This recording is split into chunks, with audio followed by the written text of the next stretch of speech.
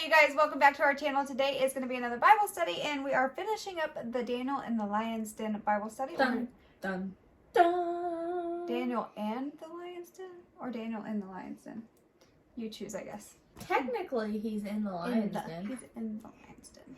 Okay, anyways, we are finishing that up, and we are doing Daniel chapter 6, verses 19 through 28 today.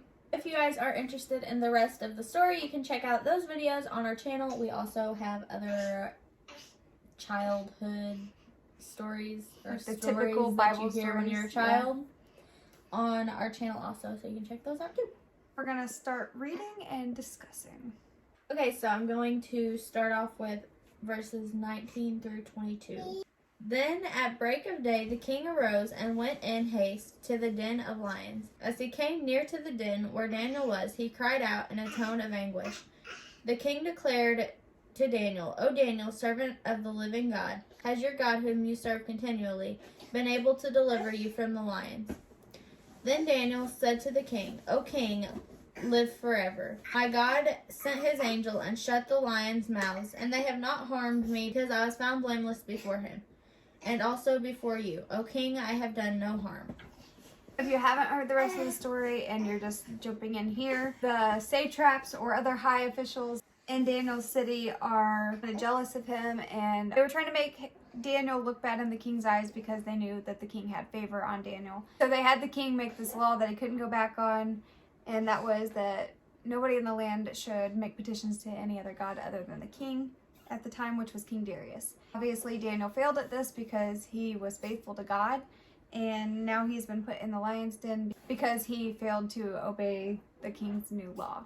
So the king was very upset that he even had to throw Daniel in the lion's den. He didn't really want to do it. And so where I just read today, the king ran to check on Daniel to see if Daniel's God delivered, and Daniel let him know that God sent an angel to shut the mouths of the lions, so he was fine. I think it's also important to mention that he talks about God shutting the mouth of the lions because he was blameless before the king and also blameless before God. So he had truly lived an honorable life and had tried his best to do what was right for the people that he was serving. The commentary on this says the meaning of Daniel's name is God is my judge. I did not know that. I didn't either. Interesting.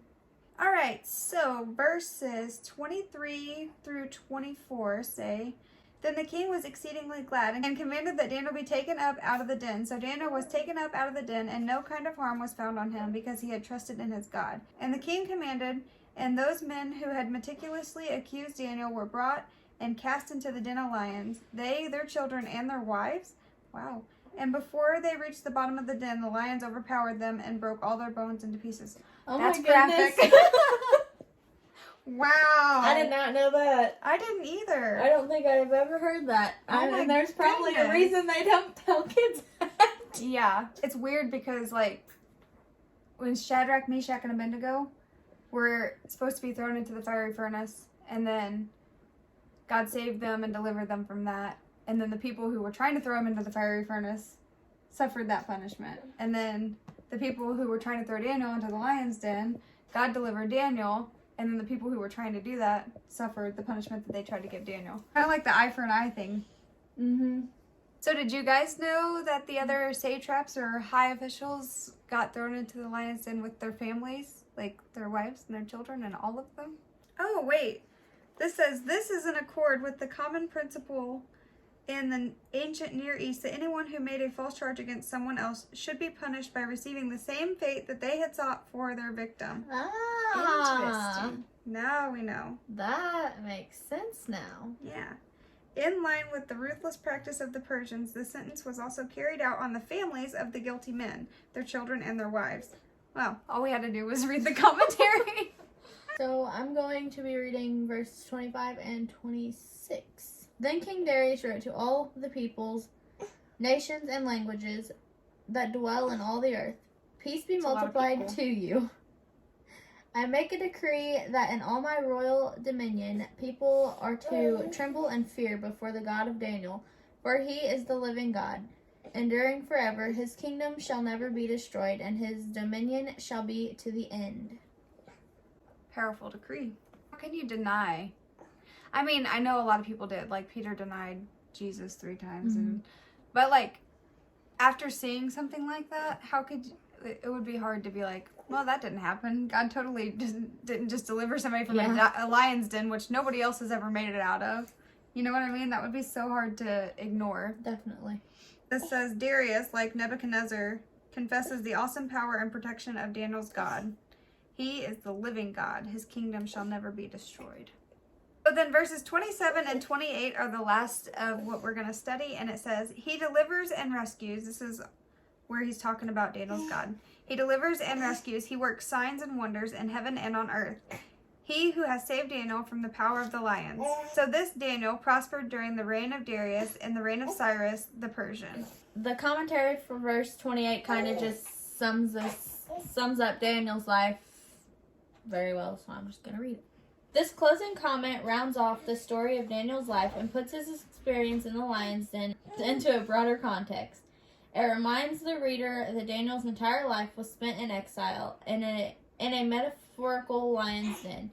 Yet God preserved him alive and unharmed throughout the whole of that time, enabling him to prosper under successive kings until the time of King Cyrus, when his prayers for Jerusalem finally began to be answered.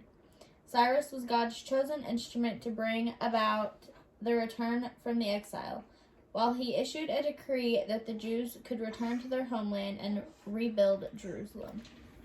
So, the overall view is Daniel was faithful, so God was faithful to him.